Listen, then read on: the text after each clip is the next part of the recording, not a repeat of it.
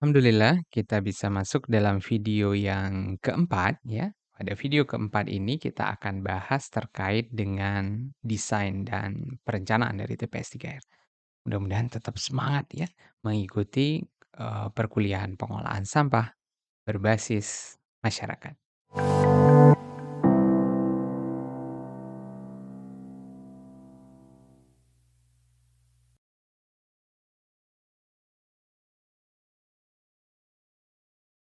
Pada bagian ini, kita akan berbicara tentang penetapan lokasi. Nah, tentunya harus terdapat kriteria yang jelas ya, dalam penetapan suatu wilayah sebagai lokasi pembangunan dari TPS 3R.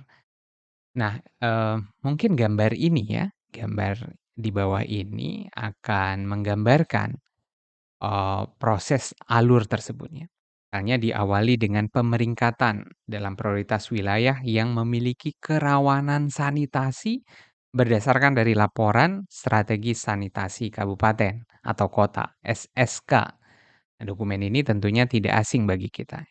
Jika memang dia masuk dalam kategori tersebut, maka terdapat surat minat dari pemerintah kabupaten atau kota mengenai beberapa hal seperti, ketersediaan, apa tadi yang pertama, lahan ya, untuk kepentingan pembangunan TPS 3R-nya.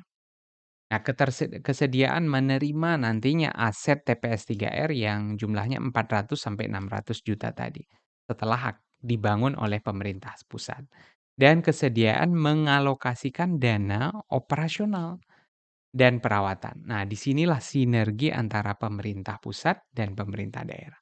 Pemerintah pusat melalui pendanaan infrastrukturnya dan pemerintah daerah melalui pendanaan operasional dan perawatannya.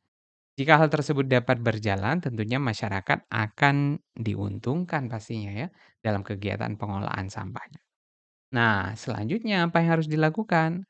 Selanjutnya yang harus dilakukan adalah rekrutmen tenaga fasilitator lapangan.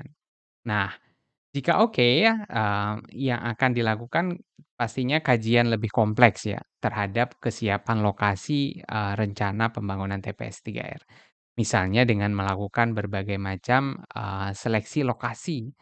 Nah, dikenal di, konsep TPS 3R-nya misalnya dengan metode selotif. Selotif ya, seleksi lokasi partisipatif. Jika dapat dilewati, maka proses selanjutnya adalah pembentukan kelompok swadaya masyarakat atau KSM. Sekaligus membuat rencana kerja masyarakat (RKM) ya, kemudian dengan latar belakang masyarakat yang sangat beragam pastinya, maka bantuan tadi TFL yang sudah direkrut tadi menjadi sangat penting dalam mendukung perencanaan, program di awal perjalanan dari TPS 3R ini.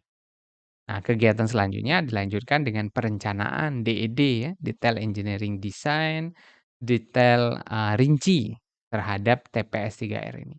Dan barulah TPS 3R tersebut dibangun. Nah, harapannya perjalanannya kan panjang nih dari TPS 3R tersebut. Nah, menjadi modal yang kuat, jangan sampai nanti pas dibangun ternyata hilang gitu ya. Nah, harapannya ada keberlanjutan dari program pengolahan sampah yang direncanakan. Jadi karena prosesnya yang panjang, butuh keterlibatan berbagai macam pihak. Nah, selanjutnya apa? Dalam desain, TPS 3R ini ya, dalam desain TPS 3R, terdapat berbagai macam pertimbangan. Nah, antara lain sebelah kanan dulu ya. Pertama adalah jumlah jiwa atau KK yang nanti akan dilayani. Nah, memang terdapat pelayanan minimal yang harus dilakukan. Masih ingat video yang tadi ada 400 KK. Namun semakin banyak sebenarnya, semakin efektif. Tentunya ini ada pertimbangan lain ya, pasti dalam terkait masalah ini. Tenaga kerja, waktu, biaya, dan seterusnya. Yang kedua, jumlah jiwa ya. Jumlah jiwa ini akan mempengaruhi jumlah sampah yang masuk. Di produksi sampahnya, yang masuk ke dalam sistem disebut sebagai produksi sampah. Yang ketiga adalah terdapat data-data teknis, misalnya kepentingan, konversi sampah. Nah, butuh data densitas sampah, Misalnya untuk konversi data dari kilogram sampah menjadi liter atau menjadi meter kubik.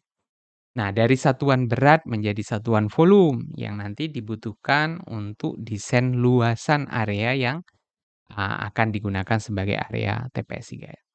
Kemudian data-data yang lain misalnya, seperti layaknya pengolahan sampah yang lain adalah data komposisi, berapa persen organik, berapa persen anorganik ya, berapa banyak residu atau jenis yang lain.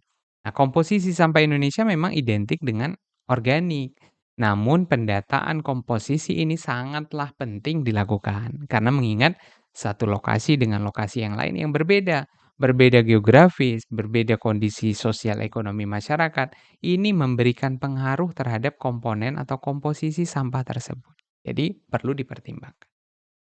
Waktu pemrosesan misalnya waktu pemilahan sampah yang akan menentukan jumlah orang yang akan terlibat, jumlah tenaganya berapa nanti, kan itu perlu dipertimbangkan ya.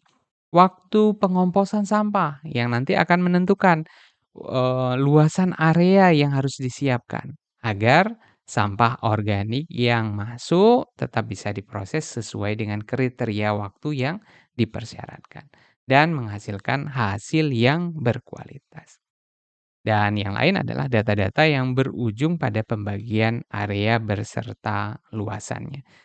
Nah, desain bangunan tersebut barulah kemudian dibagi-bagi menjadi berbagai macam area yang dibutuhkan. Ada area penerimaan dropping area. Jadi sampah masuk kemudian, akan terjadi proses penerimaan di sana. Kemudian di dalam TPS 3R ada lagi area pemilahan, separasi sampah. Karena butuh data sampah yang masuk, kemudian waktu yang dibutuhkan, sehingga perlu desain yang baik agar area pemilahan ini cukup waktunya untuk melakukan pemilahan. Kemudian ada area pencacahan dengan menggunakan, mesin misalnya ya, untuk menempatkan mesin pencacah, harus disediakan juga. Area composting dengan metode yang dipilih, berbagai macam metode ada di dalam TPS 3R ini. Ini harus juga tercukupi agar proses pengomposan dapat berlangsung sesuai dengan yang diharapkan. Nah, kalau tidak, kan tidak jadi kompos nanti.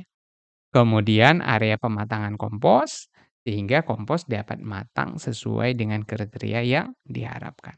Area gudang untuk kompos, lapak, serta tempat residu, kantor, sarana air bersih, dan seterusnya. Ini menjadi penting untuk didesain sedemikian rupa agar dapat memenuhi spesifikasinya.